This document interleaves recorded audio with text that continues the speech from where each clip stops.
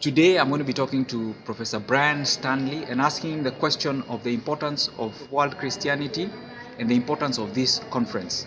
I would say that world Christianity is not so much a discipline but a field of study which can be approached and should be approached from a variety of different disciplines, so that it's a field in which you find historians, anthropologists, sociologists, theologians working, as well as those who might call themselves missiologists. And it's an area of study where you have to actually bring these different disciplinary perspectives together. So that whereas in Europe there tends to be quite a hard and fast division between what is theology and what is social science and what is history, and you get into trouble if you try and cross the boundaries.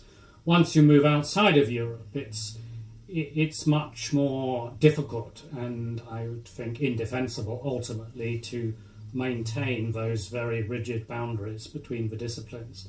So it's the field of study of Christianity, especially in the Southern Hemisphere and the non-Western world today, and we need different disciplinary perspectives to understand the richness of what has happened in the last century, particularly the last 50, 60 years, when we've seen this enormous shift of Christianity. Well, the conference goes back to a small group of friends of Professor Andrew Walls and Professor Lamin Sanneh, whom they brought together in 1992 originally, only about 20 of them, to read papers to each other, to discuss about this emerging phenomenon of Christianity in its new southern heartlands, with a concern that there should be some systematic thinking about the documentation of the growth of Christianity,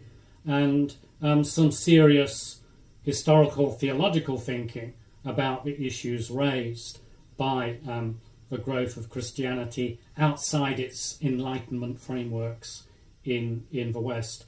So it started off in a very small way in 1992, and soon fell into a pattern of one conference in Yale University in New Haven in the United States, 1 year, in the other year in Edinburgh here in Scotland. So it's carried on that basis ever since, with alternating between Yale and Edinburgh universities. But it's grown enormously, and the conference, we have here, 85 people this year. 2 years ago we even had more than that. But the conference draws on a much larger group through an email listserv, which has probably about 500 people on it now. So it's quite a substantial body of scholars. Most of them would call themselves historians, but not all. Some would call themselves theologians or social scientists, some simply missiologists. So the makeup of the group exemplifies what I was saying, that actually it's not so much a single discipline as an object of study, or a series of objects of studies that attracts people from different disciplinary perspectives. Like many conferences, its significance is as much about the networking of the scholars involved as it is necessarily about the actual publications, because scholarship actually thrives on connectivity, on the formation of networks, partnerships, friendships, the exchange of research, the exchange of new ideas and perspectives, and that's what a conference like this helps to make possible. Mm-hmm.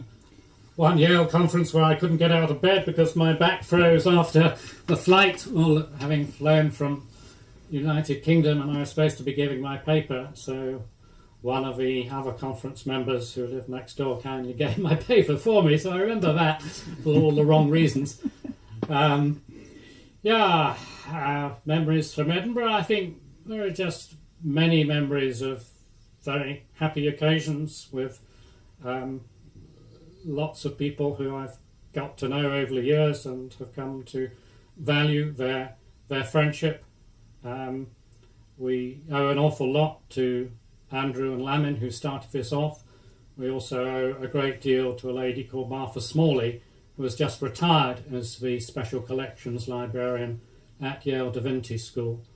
As even this year, although she's not here with us at Edinburgh, she has done a lot of her work. She maintains the email listserv. She also hosts the conference website. So we're going to have to try and replace Martha, and that won't be an easy thing.